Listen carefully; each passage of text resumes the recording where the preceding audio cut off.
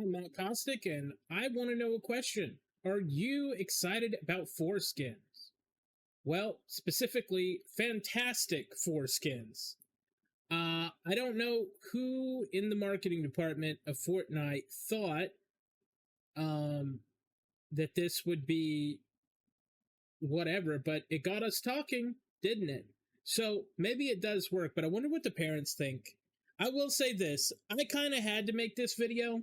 You know me, I had to make this video. And I think it is unfortunate. I know my age before you go into the comments and say, but you're old. You shouldn't be making these jokes. This has got to be one of the funniest things that we've seen from a company in a long time. And it's even funnier that it's marketed toward teenagers. So I don't know. Now, I don't know. Some of these skins, I'm just going to be honest. Some of these skins that show up in Fortnite specifically have nothing to do with teenagers or even young adults. Like when I think of like Fantastic Four, I think maybe their dads would be interested, but like some of the skins that come to Fortnite make no sense.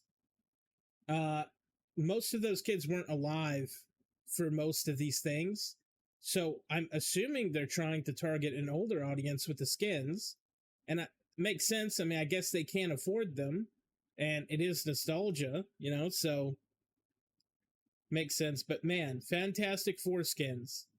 That is incredible.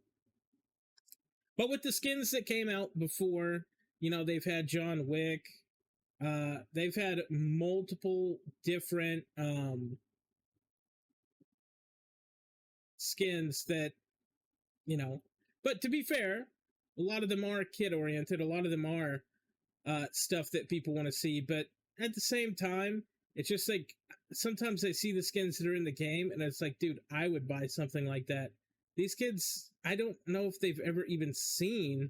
I guess this new movie is trying to get a new audience, but little did they know that we were alive to see how fucking bad the other movies were. And, I don't know what it is about Fantastic Four. I don't know why it can't find its footing, but it just always seems to be a hot mess. I mean, I'll never forgive the Green Lantern stuff, sure. But, because I personally love Green Lantern, but something about Fantastic Four, man, people don't like it. I don't know if it's just the older crowd remembering the other movies and they just won't give a new one a chance.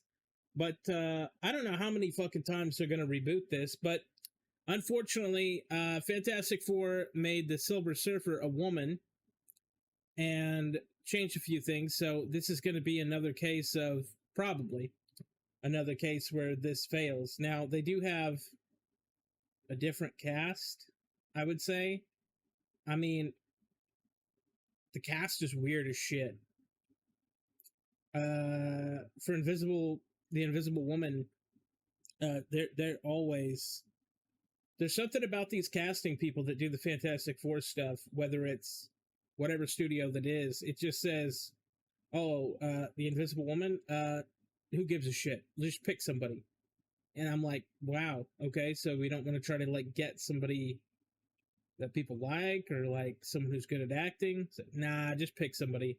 And then obviously The Thing is a whole nother problem about how they portray The Thing in all of these movies.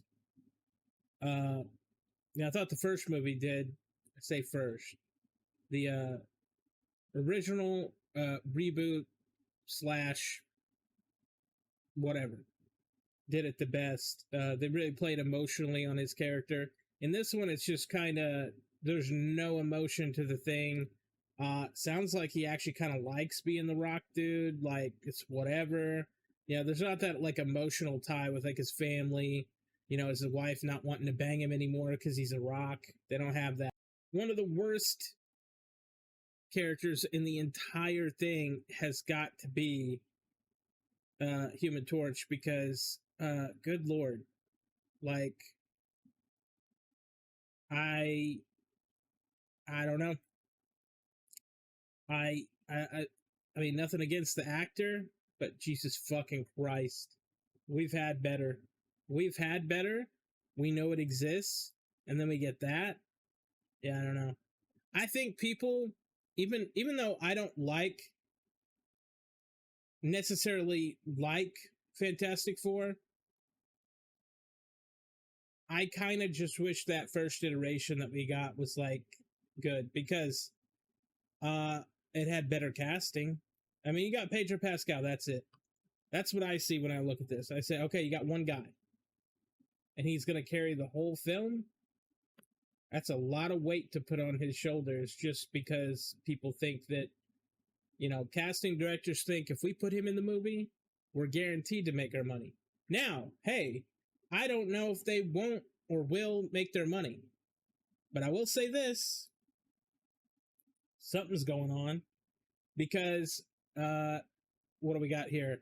Little Caesars is offering free tickets to the movie.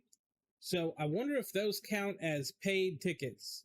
I wonder if those count as people who went to go see it, or they're just trying to buy their way into a successful release. Like, I don't know. I'm assuming that comes out of their marketing budget when they're giving away free tickets, essentially. But at the same time, I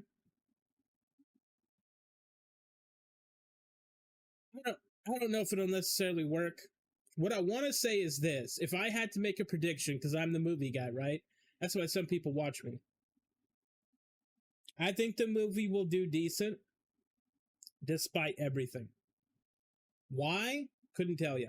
It's just a gut feeling that I feel like the visuals are just enough and everything is just enough. I mean, look at Thunderbolts, right? I think everything is just good enough that somehow they're going to eke out at least getting their money back, or something. Something's going to go up. I don't necessarily think this is going to be the big movie that everyone thinks it is. But hey, if they prove me wrong, they prove me wrong, right? But that's going to be it for this video. If you liked my videos, you stayed this long, you might as well subscribe. YouTube's going to push me into your algorithm, and I reply to every single comment. So if you'd like to have a discussion about this, about Fantastic Four, about stuff that you love, please leave it down there below. You never know who's going to see your comment and love your comment and want to interact with that. And that's what we want here. That's what our channel's based on. So thank you and have a good one.